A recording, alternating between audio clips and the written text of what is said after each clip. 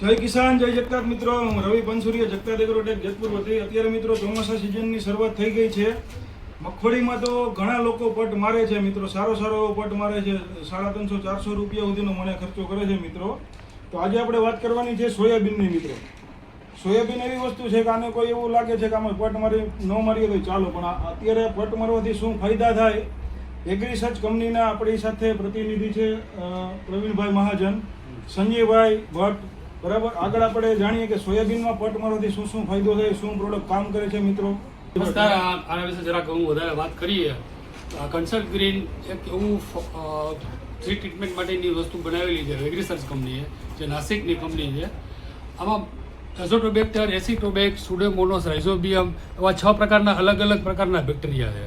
હવે આપણે અલગ અલગ બેક્ટેરિયાની આપણે ફાયદા જોઈએ તો એમાં બાયો ફર્ટિલાઇઝર પણ આવી ગયું અને બાયો ફંગીસાઇડ પણ આવી ગયું, જે ઉગતાની સાથે પૂરો સારો ઉગાવો આપે છે. ઉગતાની સાથે જે ઉગચૂક આવતી હોય, ફૂગ આવે એની સામે રક્ષણ આપે છે. આવા ઘણા બધા મિત્રો ફાયદો થાય છે. ખરીફ સિઝનમાં અત્યારે અલગ અલગ પ્રકારના વાવેતર થાય છે. જેમાં આપણે જો રવિભાઈએ કીધું કે મગફળીનું વાવેતર થાય છે, સોયાબીનનું વાવેતર થાય છે. એમાં આપણે ખૂબ જ ખર્ચાળ પદ્ધતિથી આપણે કરતા હોઈએ છીએ, પણ જોયો ધાર્યો એવું રિઝલ્ટ મળતું નથી. જ્યારે તમે આ કન્સલ્ટ ગ્રીનનો ઉપયોગ કરશો તો તમને પૂર્ણ ફાયદો મળશે.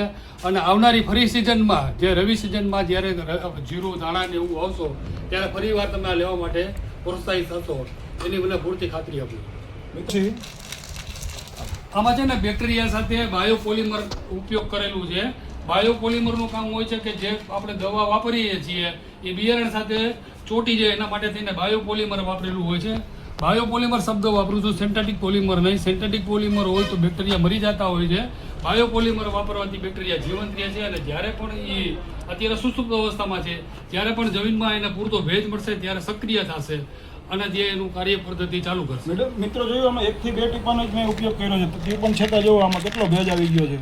અને સુકવવાની જરૂર પડતી નથી, 5 થી 7 મિનિટમાં સુકાઈ જાય. હવે જો મિત્રો આ સુકાઈ જ ગયા છે લગભગ મિત્રો.